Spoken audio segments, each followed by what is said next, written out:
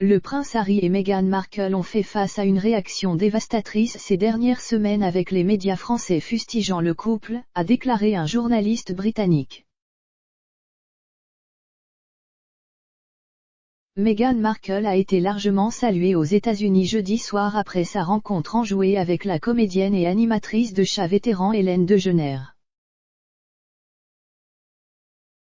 Alors que les fans de Sussex roucoulaient sur la vidéo et que beaucoup observaient à quel point Meghan avait l'air en paix, la duchesse de Sussex et son mari, le prince Harry, ont également fait l'objet de vives critiques à la suite de leur récente sortie. Un journaliste britannique s'est rendu sur Twitter pour souligner les moments difficiles que les médias français ont donnés à Harry et Meghan.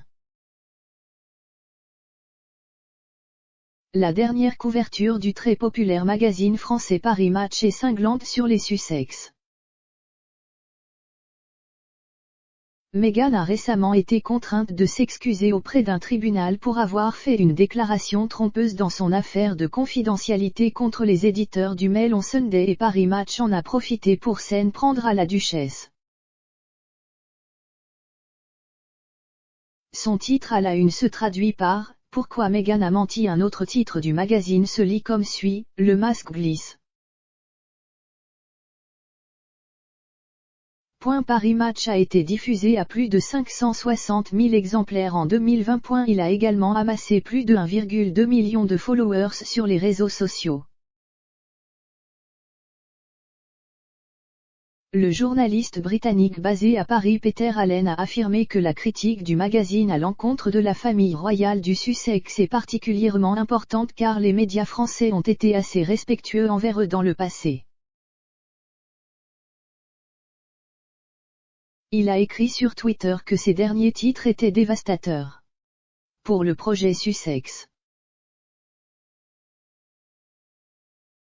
Les Sussex sont apparus sur de nombreuses couvertures précédentes de Paris Match. Ceux-ci ont généralement célébré le développement de leur relation ensemble.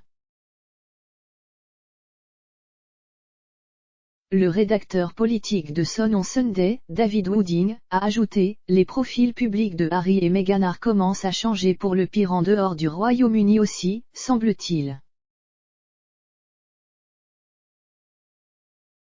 Cela est intervenu après les excuses de Meghan pour avoir induit un tribunal en erreur quant à savoir si elle avait autorisé un assistant à informer les auteurs de la biographie non officielle d'un Freedom à son sujet.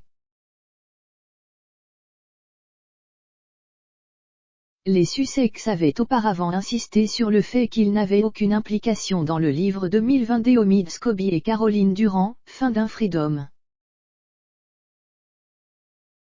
Mais son ancien attaché de presse Jason Knuff a déclaré à un tribunal que Meghan Markle n'était pas seulement au courant de sa rencontre avec les auteurs de la biographie, mais lui avait envoyé des notes d'information. Il a déclaré que le couple royal avait autorisé une coopération spécifique par écrit en décembre 2018. Suite à cet aveu, Meghan Markle a déclaré qu'elle ne s'était pas souvenue de mails dans lesquels on lui parlait d'une rencontre de 2 heures entre les auteurs et son attaché de presse d'alors Jason Knuff pour la biographie.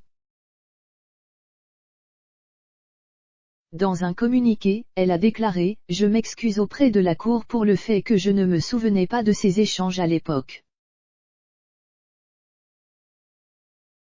Je n'avais absolument aucune volonté ou intention d'induire le défendeur ou la Cour en erreur. »